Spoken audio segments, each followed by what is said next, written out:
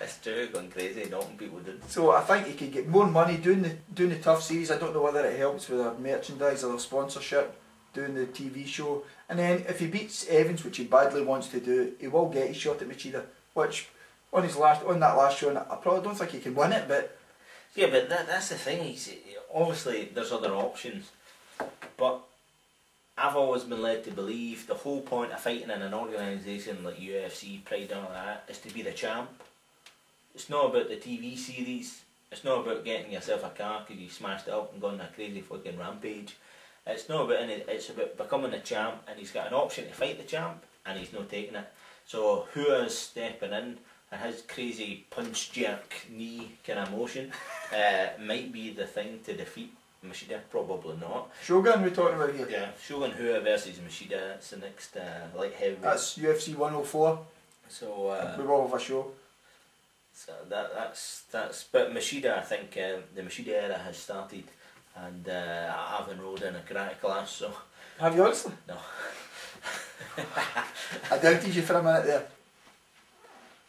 Aye, so even Forrest Griffin has been on camera. Basically, he's promoting his new book that he never wrote. And he struggles to read, to be fair, never mind, right. And it's something like the 50 best principles, and Forrest said there was only 37. But he goes on to say that he doesn't want to fight Machida. He thinks that nobody can defeat him, and he's basically shit feet of the fucking karate master. You know? Yeah, yeah. I think he's, to quote an American phrase, I think he's blowing smoke up his ass. But he's fighting Anderson Silva next. But if we go to... Good on him for doing that, so... He's only 1 inch taller. But it's kind of... What's Anderson Silva cuts lots of weight. The next two big... happen, when is that? Strike Forces in 2 days? 2 days? Well, probably by the time we get this up it will have happened, but... Nevertheless, I mean, I'm really getting impressed with Strike Force. I've not been following them that long, but I mean, just looking at their fight card now, there's a lot of ex-UFC guys, but I would also say, although they're ex-UFC guys, they're still pretty relevant in the sport. I mean, Andrei Arlovsky is still top 3 or 4 in the world anyway, I would say, heavyweight-wise. He's fighting fucking Brett Rogers, who's an absolutely humongous big black dude. I think we're seeing a knockout in that fight. I think somebody sparked it cold. He's huge. He's got that sort of B.A. Baracus kind of hairdo happening, and you know, he talks about he wished he'd have brought Lesnar as a training partner, so that he could like train with somebody as big, as strong. He's a huge dude. He cuts weight to get to the 265. So a beast. I mean, the headline fight for that, Robbie Lawler, Jake Shields, is it? Is that the... Jake Shields, I think, is a fanny. I don't really know a lot about it. I just know him as a grappler, more a grappler submission type of guy than a striker.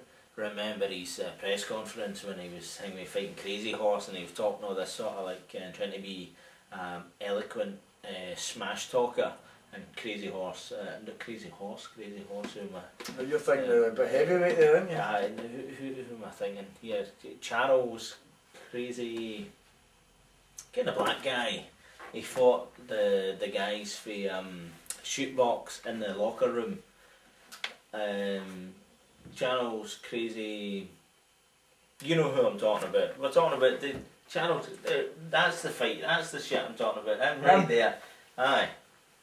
And Jake Shields was trying to be elegant with his smash talk, and he just came across as a plum. Well, Robbie Lawler, HIT guy. I think Robbie Lawler, he's a good striker. He's going to be much bigger, I think, than Jake Shields as well.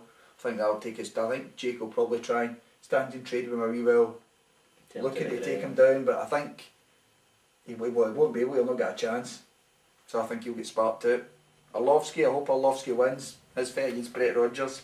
Nick Diaz? Well, that's what I was saying. Nick Diaz, he's one of my favourite fighters. I like the fact that he doesn't play up to the camera. He's not really interested in all the fame sort of thing. He's mainly just a guy that works hard, trains hard, does these triathlons and all that sort of good stuff.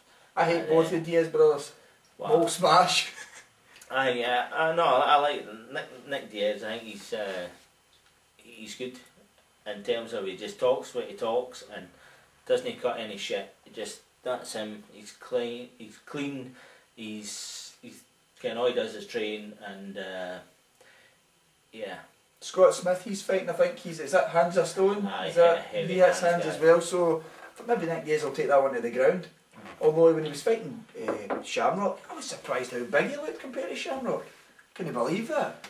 And I think the main factor that the Diaz has now is the fact that he does these triathlons. I mean, you've got to be an absolute beast to do a triathlon. You can't rock in there out of shape. It's no 3 or 4 weeks training, dive straight in, but a lot of commitment.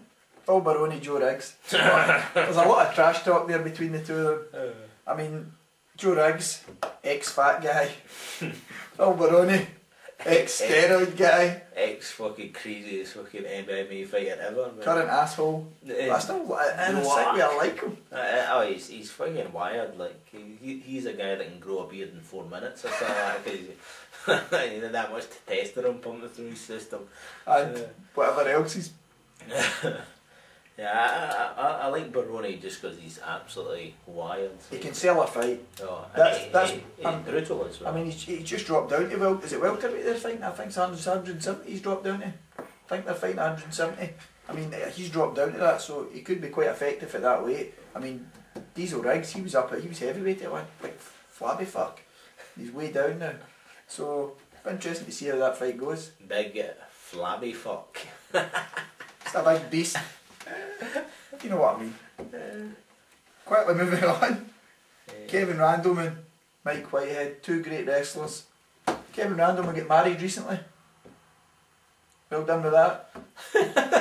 That's about all I've got to say about that fight, to be quite honest with you. I've watched the Whitehead fight, no fight. I've watched him train at the WAN Centre on the WAN blogs, and he looks to be working hard, so I still think Randleman's going to fucking Pardon me. pick him up and smash him into the flare like some sort of WWE superstar. So quickly go with picks on Strikeforce. I'm going to go Robbie Lawler.